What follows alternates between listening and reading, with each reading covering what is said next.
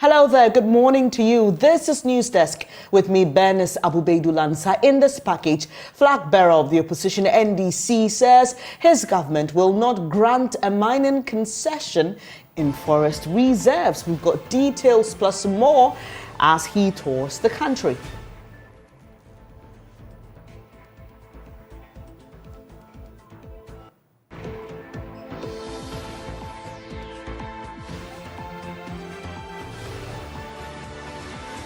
And Parliament continues post-budget debate today. We'll bring you more. We've got business updates as well. Kindly stay with us for details.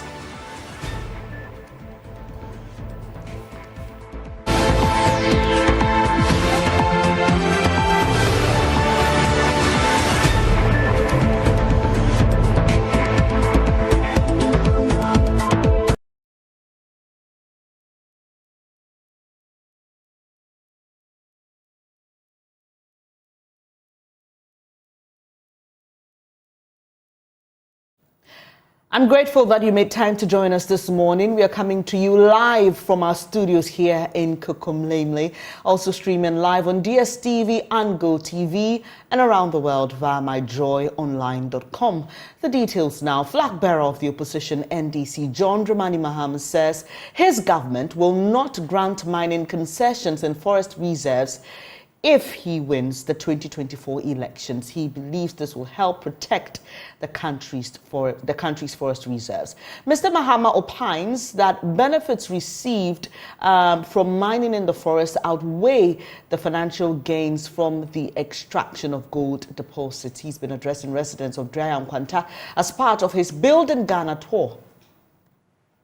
Nana eka kwaya asem na eya reho if you say ene wo hwe ye kwaye ni bebre a se na na esitie ama uhu a wa nkasa obesu ama Ghana na eno na ama ye friend say twi kasam ye climate sesa abra wo se ensuo ba emma abra ni se ensuo to na to if you say ya say ye environment ni nyina Oko hu kwaye na either say ye yi sika kokko ho nti ye twa kwaye na gu na NDC wo hwe ye manifesto mu a ye say kwaye na aka no ye bebo ho ban ye ma obia concession say onko kwaye mu nkotwa kwaye ngu enua na esi ho no e wo mfaso e chen sika kokko na wuyi efri ho no na sika kokko no wuyi free ho eno ano no oton wi a wadi sika no na nduane bi ye nananom kansoa sa emre no na sa nduane si ho edua esi ho 300 years na waba o de chenso atwa egu se wo hwehwe sika kokko nti e ba sa forest reserves ni nyina aka no ye bebo ho ban se na be ya ye betimi ede ama ye ma ni ye nananom no so anka ye nananom etwitwa akwaye ni nyina gu ya anka ye beba beto Omo de ma yese ne be ya yeso ye bebo ho ban ne de ama ye ma ne ye nananom enti sa na be ye no.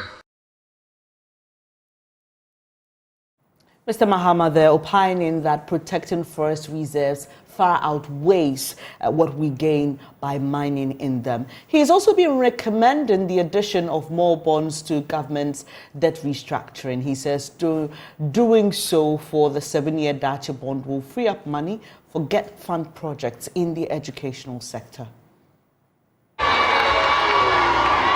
Government has borrowed money against the GET fund. And so money that should have come into the GET fund to pay contractors who are working on projects in your colleges and your secondary schools has been taken in advance through the 7-year Dacha bond.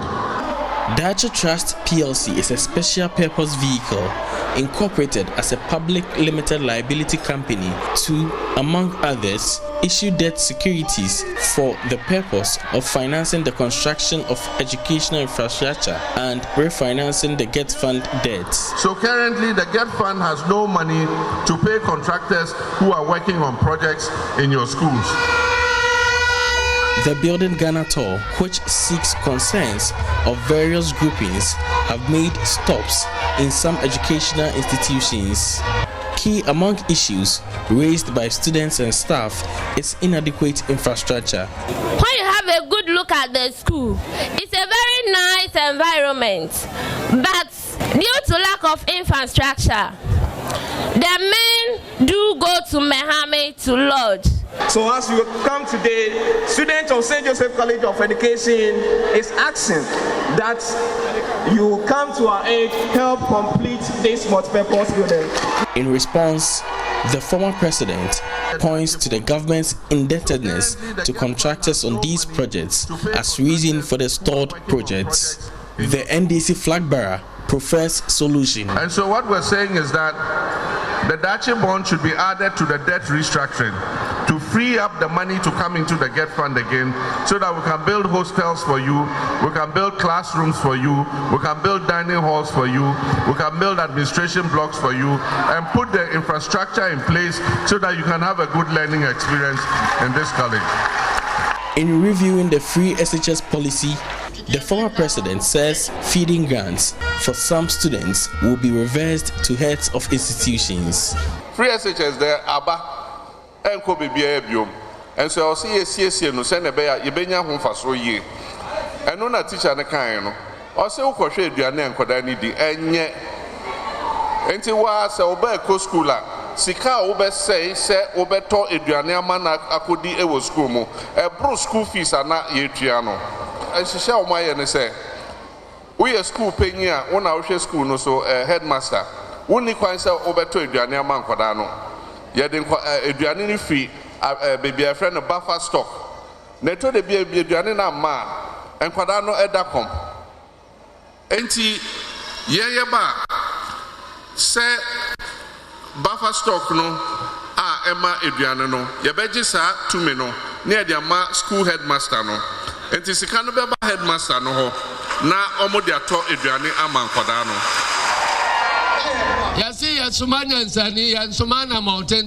Meanwhile, the chairman of the National Democratic Congress, Johnson Esiedun Ketia, is entreating the electorate to consider the track record of candidates who put themselves up for election.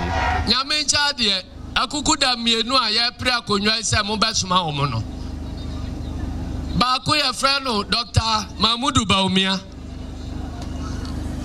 Ena Bakoso, your friend President John Dramani Mahama. Womunina Muni Mobia Subai Mebwa. Dia wana mwa ocha sodo sa na yenye commission bia da munim. Enunti the Okaso Betra Konyaswa Omobosia Naya di Tobu to Siwa and only at the Beji Sikadi Aya Kwai Mepacha Munimno Our Betra Konyaswa Tobu to Wacham Nabosia so Wabura 1 fine di Pabitino and a Carmen Ghana for we are seeing Wamo Freya and Cardene Jasa Odaya Kai and Timintia. Enti nsanu adwuma wo ho eno ono ni suban wada na di wo man mu so ka asem eba mu ana ema mu no momfa ntoto de president Mahama so ka se eba mu ana ema mu na mo weso na mo nto aba. For JoyNews, Nana Ojima, Ahafu Region. So that was a report detailing Mr. John Dramani Mahama's tour, and you've heard him say a lot of things in the education sector. But much earlier, we heard him talking about mining, where he says that if he wins the 2024 elections, his government will not grant mining concessions or leases to companies that want to enter forest reserves. Let's delve a bit more into that. And we've been joined by Dr. Abdul Wadud Moomin. He's a senior lecturer at the University of Energy and Natural Resources School of Mines. It's a pleasure to have you here. I'm grateful for your time. So conversations about mining in forest reserves. We know that for many of the stories that have been highlighted, the people who are mining in forest reserves have not necessarily been granted licenses. Many of these have been done by people involved in illegal mining, i.e. they go under the cover of darkness, they illegally enter these forest reserves and they destroy the forest cover, and we know what the implications are. What are your general impressions about Mr. Mahama's focus? Is it really an issue of fighting illegal mining, or it is an issue of granting concession or leases for companies to enter forest reserves? Thank you very much, and good morning to your viewers and listeners, and good morning to all meaningful Ghanaians. My first comment is that I give thumbs up to His Excellency, the former President John Mahama. If he dreams to stop illegal mining and even granting concessions in forested areas, that's an excellent idea. In any case, where this comment is emanating from is the LI that has actually been passed recently which was sponsored by the EPA to allow exploration and mining activities in certain reserves. And that has been actually the problem that has generated this. Look, Ghana has been a signatory to the UNCCD and the United Nations SDGs 2030, particularly the SDG 15.3, which seeks to protect life on land. And this includes forest areas and all wildlife reserves, irrespective, and the other SDG, which is SDG 12, which talks about responsible consumption and production. We do not have to grant mining concessions in forested and protected areas. Nature reserves must be well protected. In any case, for our own good and ecosystem services, which every life and every non-living thing also even benefit from. We need to take a clue from what's happening in Colombia. In Colombia, largely, there are a whole lot of illegal mining activities in the forested areas. We also need to take a clue from the rest of the Southern America. In Southern American areas like Peru, Brazil, Chile, where you have the Amazonian forest, right, which is one of the largest forests in the world, and there is a lot of mining activity taking place in these areas. What are the repercussions?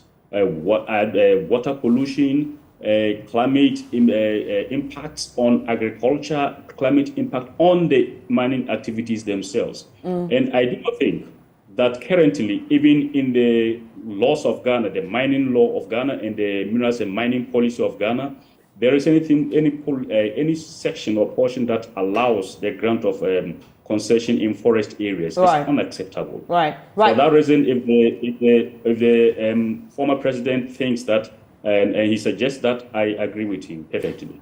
Dr. Moomin, the CEO of the Minerals Commission, Mr. Martin AEC, thinks otherwise. Now, here's his argument. We don't allow mining in forest reserves. Yet, like I mentioned earlier, we know for a fact that people enter mining reserves illegally under the cover of darkness. We know the Forestry Commission is not resourced enough to go after these people.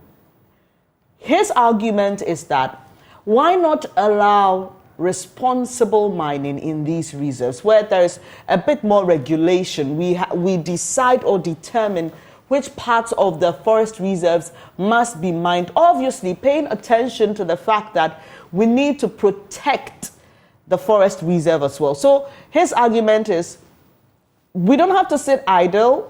We don't have to let the forest sit idle because people are mining in it anyway. Why not allow people to go in there to do the responsible thing? I cannot disagree with Mr. Martin AEC. He's a very respectable person. He's well experienced. He's worked in Minerals Commission for many years before rising to the position of a CEO. And I also know we may have to investigate thoroughly into whatever proposals he has set in this regard. But as an intellectual, my opinion is that if we do so, look, Ghana is a signatory to the UNCCF. Ghana is a signatory to the UNCCD Convention. Ghana is also a signatory to the SDGs. And if we allow mining in forest areas, we may be contravening all these global policies and conventions that we have agreed, which have all frowned upon resource extraction in reserve and nature biodiversity areas. For that reason, it is unacceptable and it is illegal to do that. If we also do that, look, let's think through into the future. Are we just interested in resource extraction today by jeopardizing the opportunities of future generations, let's say even the next 5 years? Just consider the significance of forest areas in carbon sequestration and also the protection of water bodies, both underground and surface water bodies. Also consider the other significance of forests to allow resource extraction. Now, if you go back to the archives of the Ghana Environmental State, a report by the EPA in 2021-2022, it tells you the amount of forest areas that have been degraded and how much are we recovering, how much are we rehabilitating to balance the net carbon concentrations in the atmosphere. That is actually contributing to this. Let's also do the cost-benefit analysis. So we may have to engage with the Minerals Commission at some point in time to do the cost-benefit analysis. But in any case, I do not see anywhere around the world where mining is legally accepted in forested areas. It is highly unacceptable, and the repercussions are more alarming and cannot be actually traded for resource extraction, whether gold, whether lithium, any other mineral.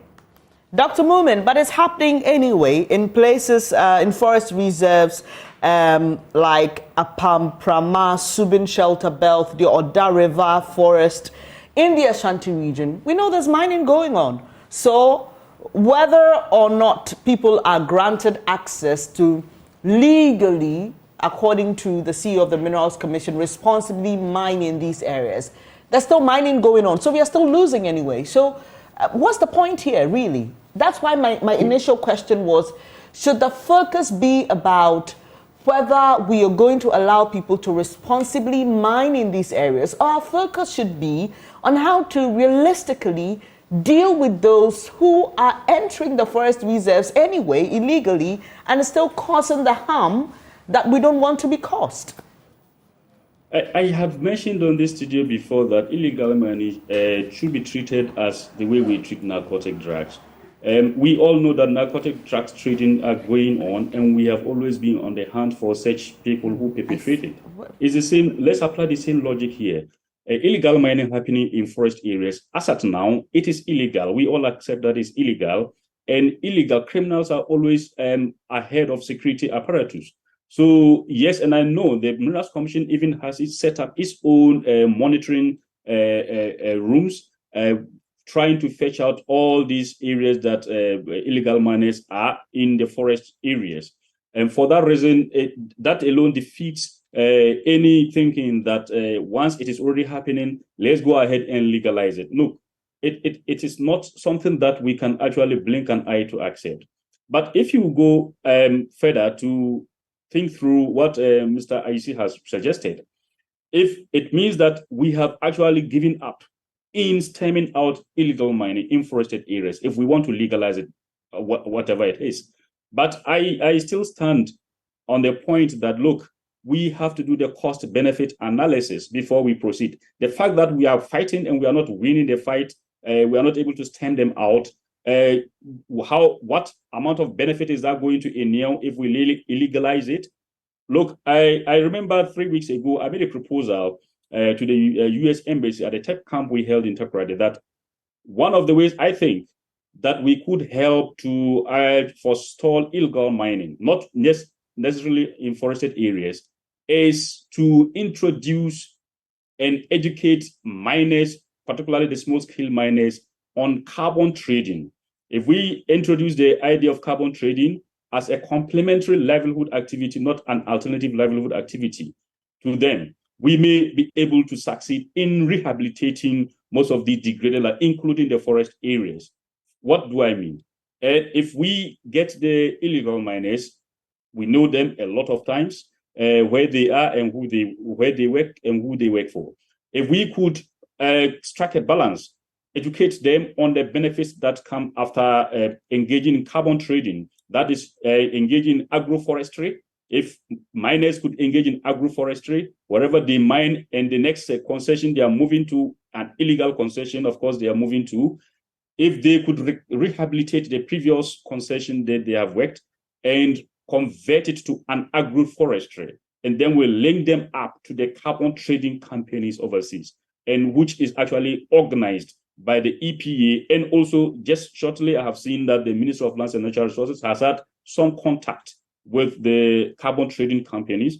If we can have all these engagements, then fine. So it takes us back to the early 1800s, when the Europeans started to extract log, timber from forest for their manufacturing companies, for the production of ship and boats, for roofing and for textiles. Then they came to the logical conclusion that, look, our rate of extraction of forest products was more than our recovery of forest lands. So what do? We need to balance it. So to balance it means that we need to assess the carrying capacity of each of these forests, assess the cost-benefit analysis of that, and our rate of afforestation should be more than the rate at which we harvest forest lands for timber, for log, and for whatever other purpose. If we, given our current circumstances, can implement this and let illegal miners accept and come to know the fact that, look, there is another avenue to even earn more dollars than just the mineral commodity. And anytime commodity prices are low, they could actually be seriously engaged in harvesting carbon points and credits to earn more dollars, and still stay afloat on business. I think that is fine. But even the fact that we have laws that ban them from doing what they do currently, are we able to manage them? Are we able to control them? Let's think through this. If we can also implement or educate and implement the carbon trading as a complementary activity to the illegal mining, fine. We would be raising more forests than we will be depleting forests. Right, Doc. Mining. We would have to leave it here. Sorry, can you just wrap up on that point?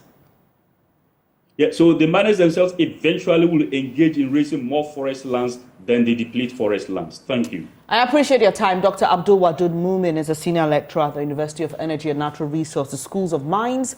And we've been having a conversation about mining because former President John Dramani Mahama says his government, if he wins the 2024 elections, will not grant concessions in forest reserves. Let's touch base now with Nanaya Ojima, who is with the former president's team. And Nanaya, is the former president still in the Bono region? What more has he been saying? Currently, the former president have moved from the Bono region to the Ahafo area. Now he is at Asunafo South, where he is engaging the people of Kukuom, one of the communities within the constituency.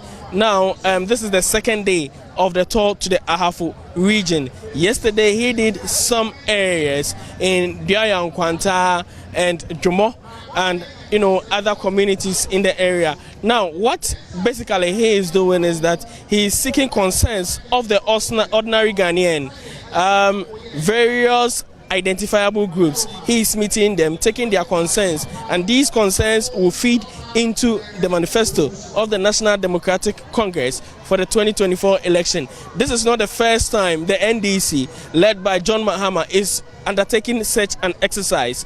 Same exercise was taken in 2020, and it fed into the People's Manifesto of 2020. Now, the concerns that are coming up, according to John Mahama, are not different from what they picked in 2020. So some of the campaign promises and policies are being repeated here in the Bono and Ahafo areas. For instance, he spoke about reviewing the free SHS policy. He says that it is one of the very good policies under Nana Addo Dankwa Akufo-Addo, and it will be proper that if the NDC comes into power, the policy is maintained, but a review. For instance, he believes that the feeding grant of the school, the free SHS, is granted or awarded to the is in the hands of the head teachers of these schools so that they can better manage the feeding of these students. According to him, what obtains presently is not in the interest of the students, that the national buffer stock is now, providing the feeding for these students, and there have been a lot of identified challenges with this system. So when he is voted to return to power, he will make sure that these funds are given to the head teachers of the various schools to ensure that these students get feeding always. He's also been promising to ensure that he gets a lean government. He forms a lean government so that the money that is saved from this lean government will go into the payment of allowances for assembly members. A number of policies are being repeated on this trip. On health, he believes that when his government should come to power, there is the need to make sure that the various infrastructure that was started in his term, that's before he was voted out, he continued these infrastructure, ensure that they are completed and opened for use by the Ghanaian public. Now, what is coming up new is the 24-hour economy. What he is saying is that he wants to ensure that the country gets to run 24 hours, and what he is going to do to help these various companies who sign up for the 24-hour economy policy is that there will be some tax relief for these people. Also, the electricity bills these companies get to pay at the evenings when they are working will be reduced for these companies. So there are a lot of policies that are coming up. So that's my colleague Nanaya Juma joining us from the Ahafo region. He's with Team Mahama as they tour parts of the country. He's just been giving us a brief of what the former president has been saying in these various meetings. Away from that, Information Minister Kojo Nkrumah has described the reaction of minority MPs to the 2024 budget as useless and empty. Minority Leader Dr. Casey Alatoforsin told JoyNews the budget presented last week offers no hope to the suffering Ghanaian public. Government has also been assuring there will be no overspending in 2024, which is an election year. Parliamentary Affairs correspondent Kweku Asante has more in this report from the first day of the 2024 post-budget debate. The 2024 budget debate has now started in earnest, with MPs from both sides going neck and neck with each other. In fact, today on the floor, MPs were literally at the throats of each other, with Kojo Nkrumah starting the debate and criticizing the minority for describing this budget as useless and empty. First objective of any sound economic policy or economic program at this time should be to bring back stability. Mr. Speaker, if you look at this program, pages 1 to 164, as I mentioned, where you find the full outline of the economic program, you'll find that the objective number one is stability. To bring the cost of living down to a level that our fellow compatriots in this country can accommodate. Inflation sitting somewhere around the 50s, brought down or being brought down this year currently to about 32%. And the forecast is that in the 2024 financial year to bring inflation further down to 15%. Mr. Speaker, if anybody says that an economic program like this is useless or is empty, that cannot be true. We also heard from acting ranking member on the Finance Committee, Isaac Adongo, who actually went back on last year's comparison between Vice President Dr. Mahmoud Bawumia and Harry Maguire of Manchester United. You may be wondering why the footballer is up on the floor of Parliament on this debate. Listen. Taking an additional amount of 279 billion from the poor people in Ghana. You still remember e-levy. They said e-levy was going to be the Akobank of the world. Now where have you reached? Mr. Speaker, you remember that last year, I was very quick to compare my big brother, Dr. Mahmoud Bawumia, to Harry Maguire. Mr. Speaker, I now apologize to Harry Maguire. Mr. Honorable Chairman, sir, you got very angry when I used your defender as an example. Today, Maguire has turned the corner, is a transformational footballer. Harry Maguire is now scoring goals for Manchester United. Mr. Speaker, Harry Maguire is now a key player for Manchester United. As for our Maguire, he is now roaming at the IMF. With a cup in hand. With a cup in hand.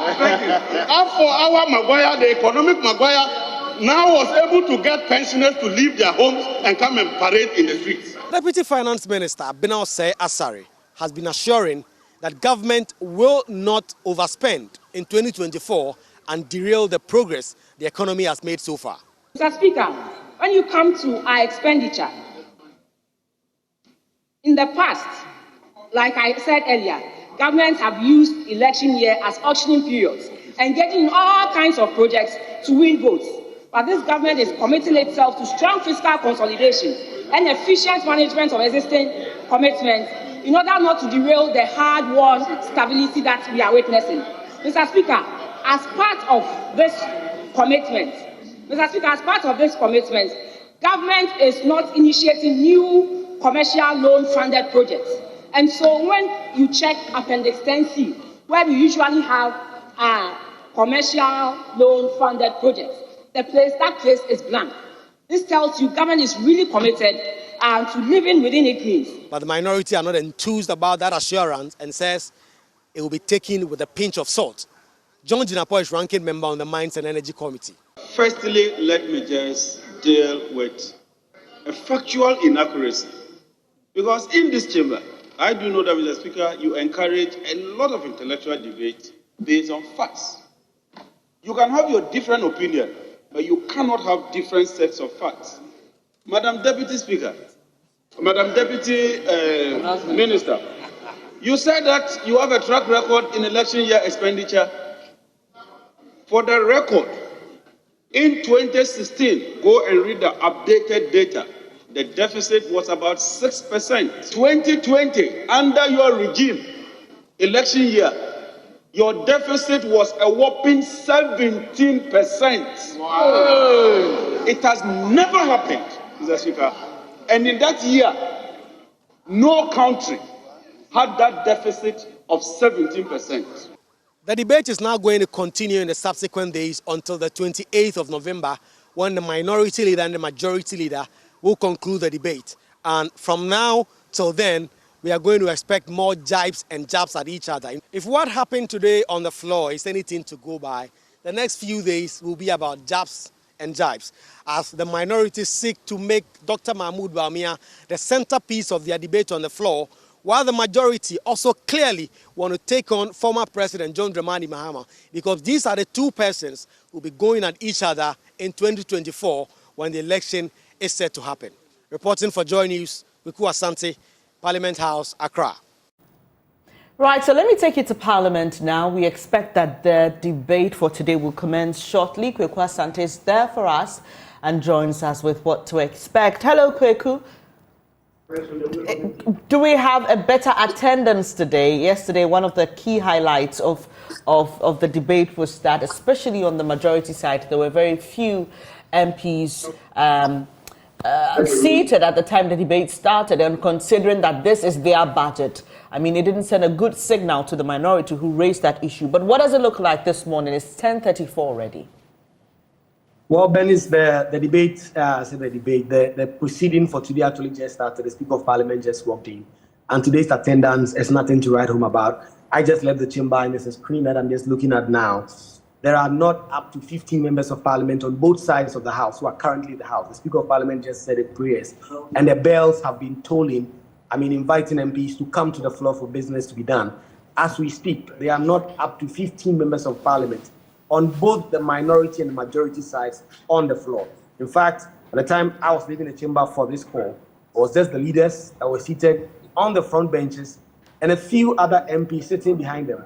The attendance is completely nothing to write home about this morning, and the expectation is that in the coming minutes or in the coming hours, MPs will come to the floor. If you look at the car park, it appears there are MPs who are within the precincts of Parliament, but MPs are not on the chamber. So the question is, where are they? But now they are correcting votes and proceedings after they've said the prayer, and we expect that in the next few minutes, when day 2 of the budget is expected to continue, MPs will come to the floor for business to be done. And Kweku, do we expect it to take the same format as it did yesterday, where individuals were given a certain number of minutes to make a case either for or against the debate or sections of the debate? Is it still going to be that same format? Yes, it is going to be the same format. And from the business statement presented to us last week, today is going to be about communications, energy, roads, works and housing, sanitation and environment. These are the key areas that are going to be debated today on the floor, and the respective ranking members and the chairpersons of these committees in the House, as well as the ministers, if they are on the floor to debate this, will go into the specifics of this. As we have been made to understand, the ranking members and committee chairpersons will have 15 and 20 minutes to debate, and then all other MPs will have 10 minutes. But these key sectors will Well, too bad. It appears we lost Kweku Asante there. He was just giving us a brief of what today is going to look like in terms of the post-budget debate. It's day 2. And we'll try and work that line and get the concluding part of his submission, and then also stay in Parliament for you and bring you the highlights of today's debate. Away from that, the death toll in the ethnic clashes at Adele Chala and Chode communities in the Oti region has risen to 8. The Interior Minister has imposed a 13-hour-long curfew on that township in Nkwanta. He's also banned the carrying of arms and ammunition. Residents have fled the community with fear reprisals. Speaking to JoyNews, Oti Regional Minister Joshua Makubu said it's uncertain when the curfew will end. One was to increase the number of men in town, and then the second one was the imposition of the curfew.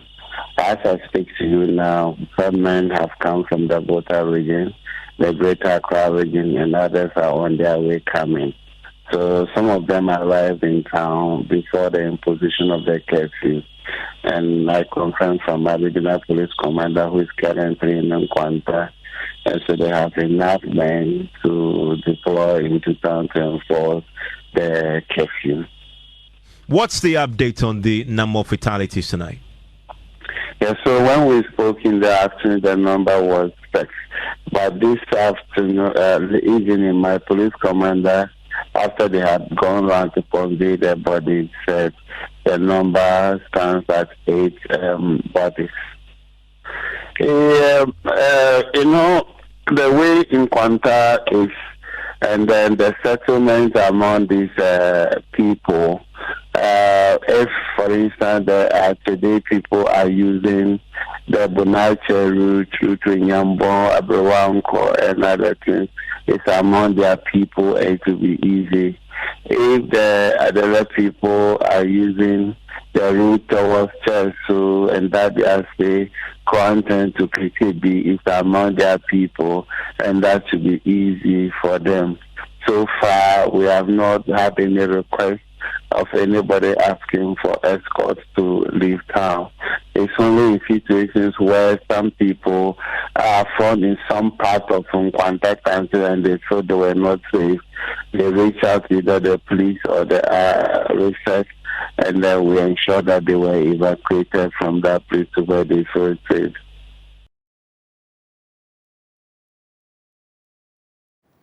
Now let's get more in this this morning, what the latest is in that part of the country. Adom News' Obrimpong Owusu joins us on the phone with more. Obrimpong, good morning to you. What does it look like in the community this morning? Well, the community is actually back to its normalcy, but not as expected, and or like as we know, activities in Nkwanta has been. The curfew that was imposed yesterday evening has actually having its effect on the social and economic activities of the area. People, I can confirm to you that shops are still remain locked. There's no business. There's no car for people to travel to wherever they are going. People are still packing up, lying out of the town, like they're leaving the town for safety, and things are really, really not under control. We've been speaking to some of the residents here about the concern. We've been sharing with us that yes, the case that was imposed on them yesterday was actually a good one, that they think going forward, the ministry and its agency to take a necessary measure that can ensure and give the people of Nkwanta a lasting solution to this. Because the continual killing and disturbances and riot that continue occurring in Nkwanta, it is really retarding the development activities of the area. Hence the need for the Interior Minister and any organ to put heads together to ensure that peace return to Nkwanta for its activities. Paul, just for those who are not familiar with what led to all of this, can you just furnish us with the details? What do we know to be the cause of these clashes that led to the deaths? On Monday, around 4 p.m. in the evening, when market women were at the Nkwanta market shopping and doing their activities, then there was a gunshot from nowhere that six at that time sustained gun injuries, and they were sent to Nkwanta St. Joseph Hospital for treatment, including a police officer who was there to ensure peace and order.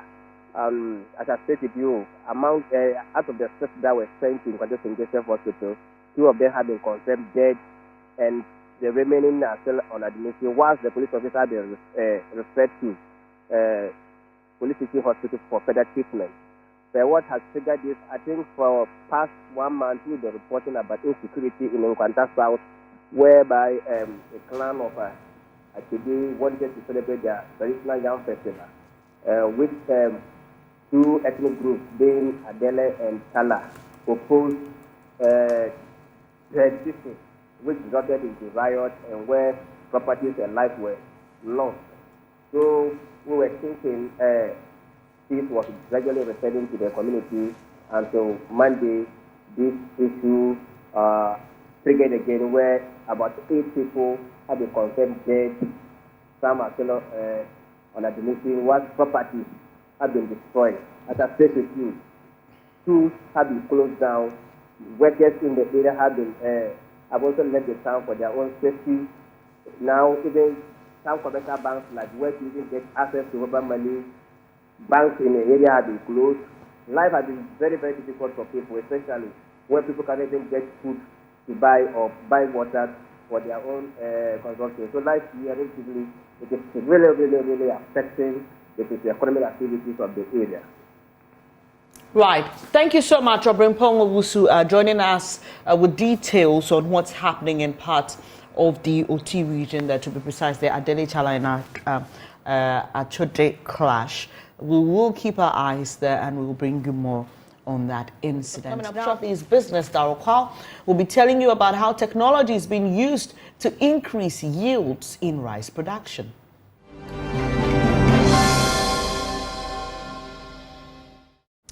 Hi, good morning. Welcome to Business. My name is Darryl Kwao. Researchers at the Soil Research Institute of the Council for Scientific and Industrial Research have commenced an upscale of agricultural technology to transform Ghana's rice production system under the Transforming Agri-Food Systems in West and Central Africa project. The scientists are introducing farmers to diverse options in rice-based systems with fish, vegetables and legumes on farmlands. The eco-technology aims at food and nutrition security and multiple income generation streams for farmers. Here's more in this report. Ghana currently consumes about 1.5 million metric tons of rice annually, with approximately 50% being imported.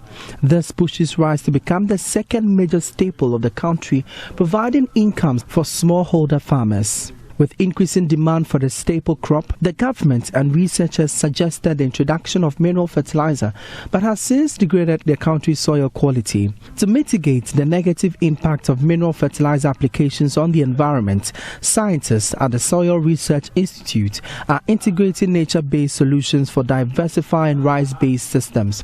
Dr. Emmanuel Dugan is research scientist at the Soil Research Institute. Trying to, transform a normal agri-food production system, and it's in West and Central Africa. And here in Ghana, we choose rice because we already know that crops like maize, which is a major staple food, we already have a system, mixed cropping system, and so on and so forth. But rice, even though now it has achieved the major staple level, we usually cropped it as sole rice. I mean, it's only rice field. We don't mix any other crop, but we want to change the status quo.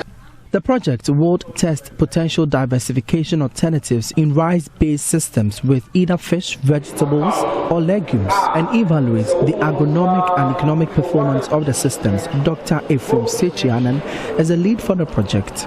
So basically, Africa Rice is providing sponsorship to the Soil Research Institute to diversify our rice systems, because we've realized that rice is a key staple in our food systems in Ghana, and if we want to sustain its production, then we have to see how we could employ nature-based solutions in the rice-based system. So under this project, we are integrating rice and fish, so rice and tilapia on the same field. So it's not like you have a separate rice field and then a separate fish pond.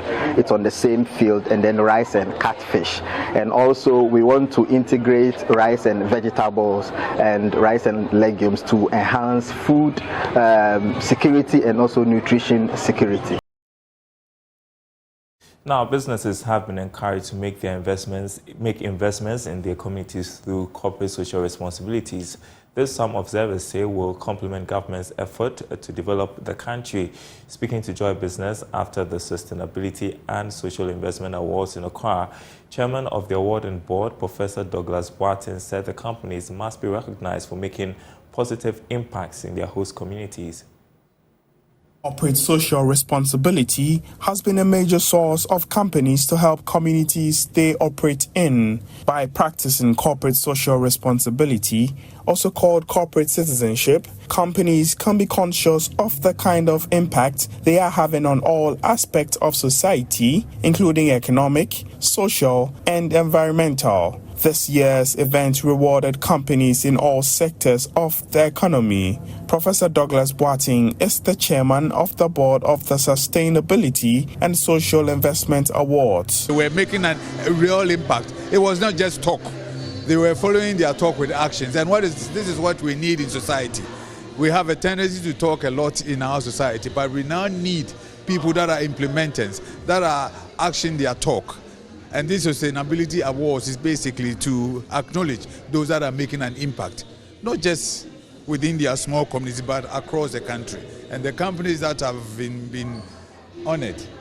Akosua Menu is the Deputy CEO of the National Youth Authority. She represented Samira Baumia as the special guest. Building a sustainable future for all serves as a poignant reminder of the pivotal role our economy plays in shaping the destiny of our nation. The theme also explores the dynamic interplay between economic growth and environmental responsibility, emphasizing the imperative of ensuring that our prosperity is intricately woven with sustainability for the benefit of all Ghanaians. As we applaud the endeavors of those being honored today, it is crucial to acknowledge the profound impact that corporations, both large and small, have on the achievement of the United Nations Sustainable Development Goals. And that's it for the segment. The news returns after the break.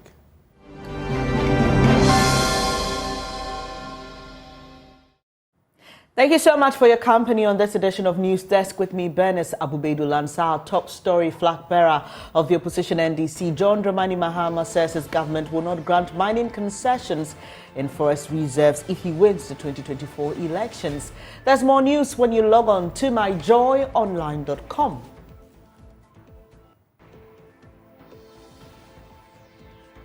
We are also very interactive on Facebook, X, and Instagram. We are JoyNews on TV. Thank you so much for your company. Once again, have a good morning. I'm back at 12 with the news, but do stay with us, your most credible news source.